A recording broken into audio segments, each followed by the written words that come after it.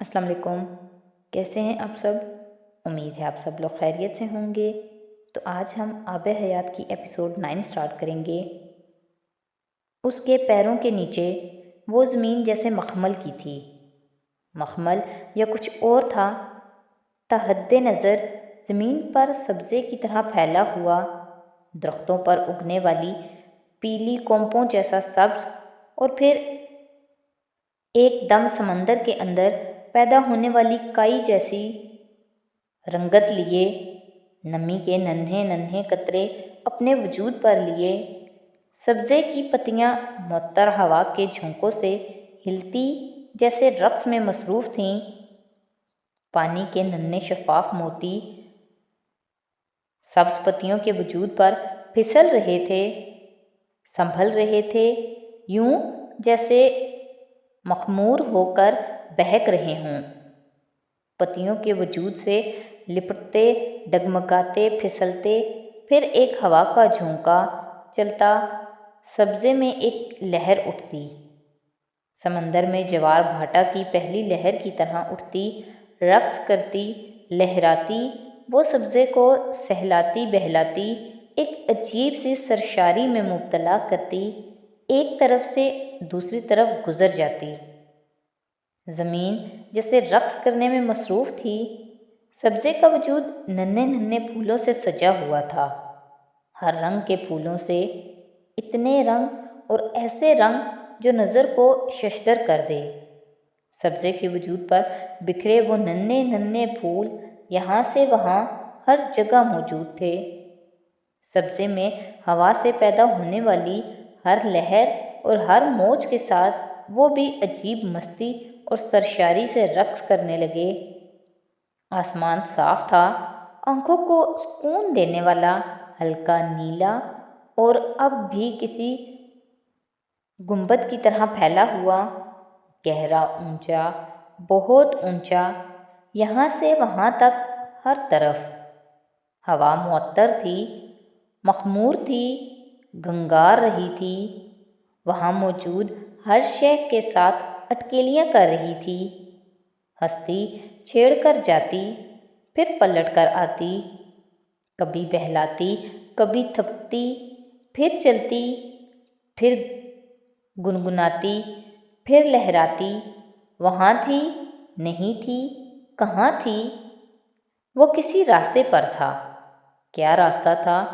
وہ کسی انتظار میں تھا، کیا انتظار تھا؟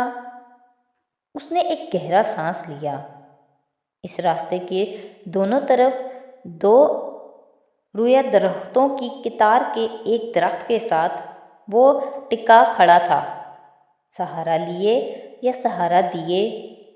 وہ آ گئی تھی، اس نے بہت دور اس راستے پر اسے نمودار ہوتے دیکھا، وہ سفید لباس میں موجود تھی، بہت مہین، بہت نفیس، وہ ریشم تھا، اطلس تھا، کم خواب تھا یا کچھ اور تھا، اتنا ہلکا، اتنا نازک کہ ہوا کا ذرا سا جھونکا اس سفید گاؤن نما لباس کو اڑانے لگتا، اس کی سفید پنڈلیاں نظر آنے لگتیں، وہ ننگے پاؤں تھی اور سبزے پر دھرے اس کے خوبصورت پاؤں جیسے نمی کو برداشت نہیں کر پا رہے تھے، وہ پاؤں رکھتی، چند لمحوں کے لیے لڑکھڑاتی، جیسے مخمور ہو کر ہنستی، پھر سنبھل جاتی، پھر بڑے اشتیاق کے ساتھ ایک پر پھر قدم آگے بڑھاتی، اس کے سیاہ بال ہوا کے جھونکوں سے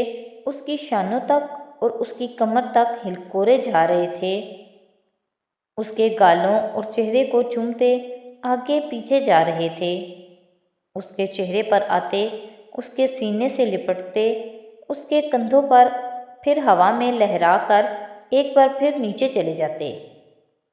وہ خوبصورت سیاہ چمکدار ریشمی زلفیں جیسے اس کے سفید لباس کے ساتھ مل کر اس کے وجود کے ساتھ مل کر رقص کرنے میں مصروف تھیں، اس کے مرمری وجود پر لباس جیسے پھسل رہا تھا، سنبھالے نہیں سنبھل رہا تھا، ہوا کے ہر جھونکے کے ساتھ وہ اس کے جسم کے خد و خال کو نمایاں کرتا، اسے پیروں سے کندھوں تک چومتا، کسی بھنور کی طرح اس کے جسم کو اپنی گرفت میں لیتا، اس سے لپٹ رہا تھا۔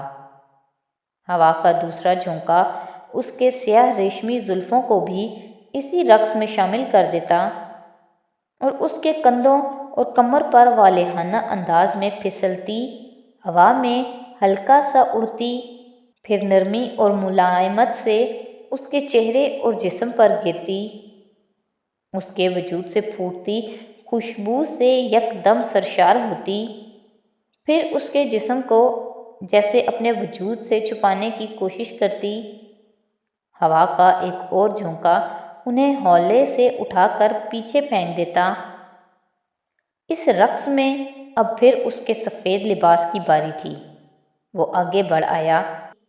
وہ اس کی طرف متوجہ نہیں تھی۔ وہ عجیب سی حیرت میں مبتلا وہاں کی ہر شے کو سحر زدہ انداز میں دیکھ رہی تھی، بچوں جیسی حیرت اور اشتیاق کے ساتھ۔ اس راستے پر چلتے چلتے اس نے اسے دیکھ لیا، اس کے قدم تھمے، دونوں کی نظریں ملیں، پھر اس کے چہرے پر بے ساختہ مسکراہٹ آئی، پہلے مسکراہٹ، پھر ہنسی۔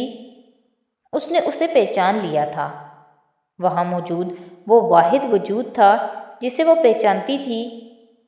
اس نے ہاتھ بڑھایا، وہ اس کا ہاتھ تھام کر اس کے قریب آ گئی۔ دونوں ایک عجیب سی سرشاری میں ایک دوسرے کی آنکھوں میں آنکھیں ڈالے دیکھتے رہے۔ اس کی گہری سیاہ مسکراتی ہوئی آنکھیں ہیرے کی طرح چمک رہی تھیں اور یہ چمک اسے دیکھ کر بڑھ گئی تھی۔ اسے خوبصورت گلابی ہونٹوں پر نمی کی ہلکی سی تہ تھی، یوں جیسے وہ ابھی کچھ پی کے آئی ہو۔ اس کی ٹھوڑی ہمیشہ کی طرح اٹھی ہوئی تھی۔ اس کی صراحی دار گردن کو دیکھتے ہوئے اس نے اس کا دوسرا ہاتھ بھی اپنی گرفت میں لے لیا۔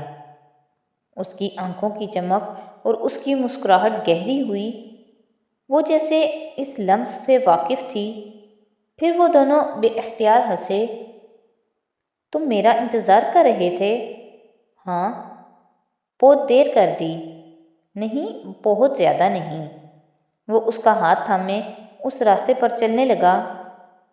ہوا ابھی بھی ان دونوں کے وجود کے ساتھ اور وہاں موجود ہر شے کے ساتھ اٹکیلیاں کرنے میں مصروف تھی، اور اب بھی بچوں جیسی حیرت اور خوشی کے ساتھ وہاں موجود ہر شے کو کھوجنے میں مصروف تھی۔ اس کی کھلکھلاہٹ اور شفاف ہنسی قضا کو ایک نئے رنگ میں سجانے لگے تھے۔ فضا میں یکدم ایک عجیب دل فریب سا ساز بجنے لگا تھا۔ وہ ٹھٹکی، پھر بے اختیار کھلکھلائی۔ اس کے ہاتھ سے ہاتھ چھڑاتے ہوئے اس نے اس راستے پر قدم آگے بڑھائے۔ پھر مرد نے اسے دونوں ہاتھ پھیلائے رقص کے انداز میں گھومتے دیکھا۔ وہ بے اختیار ہنسا۔ وہ اس راستے پر کسی ماہر بیلرینا کی طرح رقص کرتی دور جا رہی تھی۔ اس کے جسم پر موجود سفید لباس اس کے گھومتے جسم کے گرد ہوا میں اب کسی پھول کی طرح رقصاں تھا۔ وہ اب آہستہ آہستہ ہوا میں اٹھنے لگی تھی۔ ہوا کے معطر جھونکے بڑی نرمی سے اسے اپنے ساتھ لیے جا رہے تھے۔ وہ اب کچھ گنگنا رہی تھی۔ فضا میں ایک دم کوئی ساز بجنے لگا تھا، پہلے ایک، پھر دوسرا، پھر تیسرا، پھر بہت سارے۔ پوری کائنات یکدم جیسے کسی موسیقی میں ڈھل گئی تھی، اور وہ اب بھی ہوا میں رقصاں تھی، کسی مخملی پر کی طرح ہوا کے دوش پر اوپر نیچے جاتے۔ وہ سحر زدہ اسے دیکھ رہا تھا۔ اس کی ساتھی رقص کرتے ہوئے ایک بار پھر اسے دیکھ کر کھلکھلا کے ہنسی، پھر اس نے اپنا ایک ہاتھ بڑھایا، یوں جیسے اسے اپنے پاس آنے کی دعوت دے رہی ہو۔ وہ ہنس پڑا۔ وہ ہاتھ بڑھاتی اور وہ کھنچا نہ چلا جاتا۔ وہ بھی اس کا ہاتھ پکڑے اب فضا میں رقصاں تھا، زمین سے دور، اس کے قریب، اس کے ساتھ، یکدم وہ رکی جیسے کائنات ٹھہر گئی ہو۔ وہ اب آسمان کو دیکھ رہی تھی۔ پھر یکدم آسمان تاریک ہو گیا۔ دن رات میں بدل گیا تھا اور رات دن سے زیادہ خوبصورت تھی۔ سیاہ آسمان خوبصورت چمکتے ہوئے ستاروں سے سجا ہوا تھا، ہر رنگ کے ستاروں سے۔ وہ ان سب کے درمیان چاند تھا، کسی داغ کے بغیر روشنی کا منبع۔ تو آج کی ایپیسوڈ یہیں پہ ختم کرتے ہیں۔ نیکسٹ ایپیسوڈ کے ساتھ کل پھر حاضر ہوں گے۔ تو اگر آپ کو میری ویڈیوز اچھی لگ رہی ہیں تو پلیز میری ویڈیوز کو لائک کریں، میرے چینل کو سبسکرائب کریں اور اپنے فیملی اور فرینڈ کے ساتھ شیئر کریں۔ بہت شکریہ۔